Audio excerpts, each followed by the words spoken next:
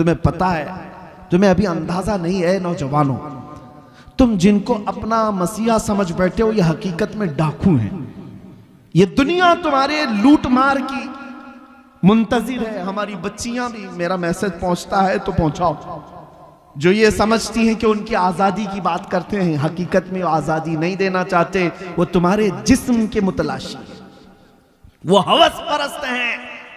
हमने कहीं एक हिकायत पढ़ी थी कि भेड़िए जो है, भेड़िए जानते हैं, अब भेड़ियों ने ये बाहर आकर के ऐलान करना शुरू किया कि बकरियों को आज़ादी दे दो, बकरियों को आज़ादी दे दो।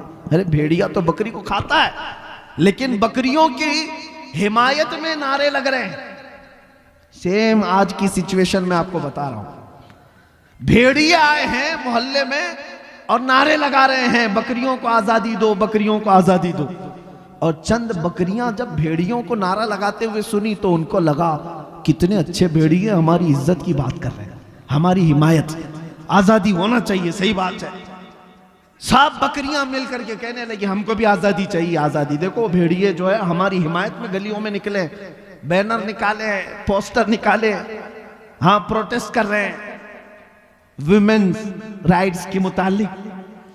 तो जो बूढ़ी बकरियां थी उन्होंने समझाया, कहा कि ए बच्चियों, आजादी नहीं है ये अच्छी चीज नहीं, तुम्हारी इज्जत मालिक के घर में ही सलामत है, यहीं रहो, जो हमारा मालिक है वो हमारी देखभाल अच्छी कर रहा है, बाहर जाओगी आजादी, ये भेड़िए तुम्हें छोड़ेंगे नहीं। कहा बूढ़ी बकरियों को इन सबों ने गालियां दी कि ये अम्मा पुरानी बातें करती हैं, तुम्हारा दौर और था, हमारा दौर और है, हमें आजादी चाहिए, आजादी चाहिए। और धरने पर बैठ गई।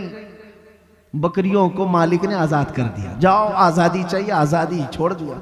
बकरियां सड़कों पर आई और भेड़ियों ने जब आजाद देखा तो सबको चीर फाड़ कर रख दिया, बकरियां सब मर गई। एक हिकायत, ये कोई लतीफा नहीं, सेम सिचुएशन आज मैं अपनी बच्चियों को समझाता हूं। जो लोग तुम्हारी आजादी का नारा लगा रहे हैं, अगर इनको इतनी ही तुम्हारी इज्जत प्यारी होती तो ये क्लबों में और स्टेजों पर नंगा लाकर तुम्हें कभी नहीं खड़ा करते, तुम्हें कई कई लोगों के बिस्तरों पर जाने पर मजबूर नहीं करते। ये हकीकत में तुम्हारे जिस्म के नंगेपन के हवस के पुजारी हैं।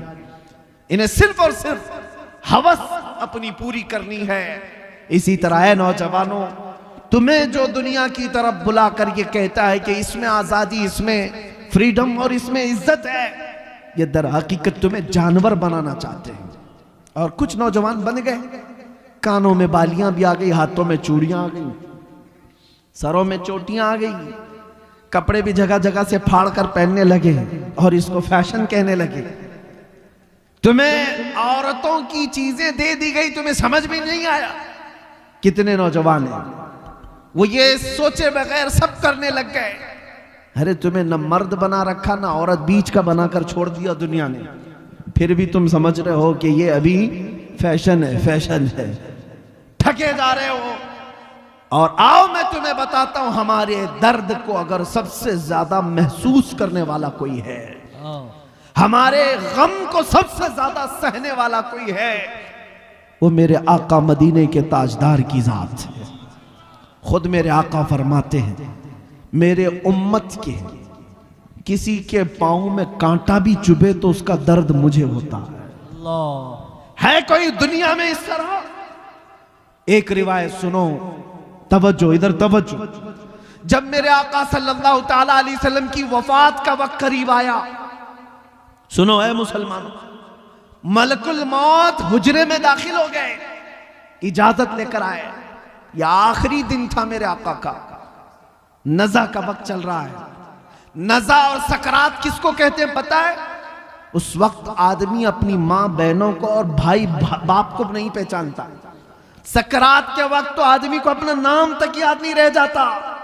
बड़ी सख्त हालत का नाम है सकरात। अच्छे अच्छे लोग अपनों को भूल जाते हैं, नहीं याद रहता। नबी मुकर्रम शहींशाह दो आलम मुस्तफ़ा जाने रहमत सल्लल्लाहु अलैहि वसल्लम का आखिरी वक्त है। मलकुल मौत आए इजाजत लेकर रूह कब्ज करने के लिए। तब जानते मेरे नबी ने सबसे पहले सवाल क्या किया इजराइल से? ऐ मलकुल मौत, ये नज़ा और ये सकरात की जो तकलीफ है बहुत सख्त है, जरा ये बताओ क्या ये तकलीफ मेरी उम्मत को भी दी जाएगी? अल्लाह, ये तकलीफ क्या मेरी उम्मत को भी आएगी? कौन है जो हमारे सकरात की तकलीफ को भी अपने नज़ा के वक्त याद कर रहा हो? अपने नज़ा के वक्त। इसी को आला हजरत ने फरमाया था, जो ना भूला हम गरीबों को रजा, याद उसकी अपनी आदत कीजिए। हम गरीबों के आका पे बेहद दुरूद, हम फकीरों की सरवत पे लाखों सलाम।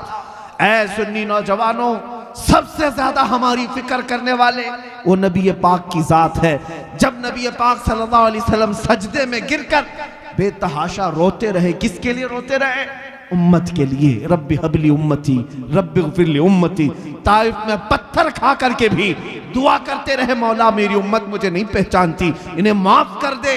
वो नबी पाक जो मेराज के सफर में जाकर के भी अल्लाह करीम की बारगाह में सबसे ज्यादा कुर्ब की मंजिल, उससे ज्यादा कुर्ब की मंजिल पूरी दुनिया में किसी को दी गई नहीं और ना ही दी जाएगी। उस वक्त भी मेरा रसूल अपने रब से कोई चीज पूछ रहा है तो ये है कि ए मौला मेरी उम्मत की बख्शिश मेरे हवाले कर दे। सुभान अल्लाह। कौन है जो हमारी फिक्र करेगा? जानते हैं एक सहाबी ने हुजूर से पूछा, या रसूल अल्लाह क़यामत के दिन आपको कहां ढूंढूं, कहां ढूंढूं? जानते हैं हुजूर क्या फरमाते हैं? देखना हौज़े कौसर पर मिलूंगा। मेरे उम्मती प्यास से तड़प रहे होंगे, अपने हाथ से पानी भर भर कर मैं अपनी उम्मतियों को पिला रहा हूं। वहां पर भी उम्मत की फिक्र है।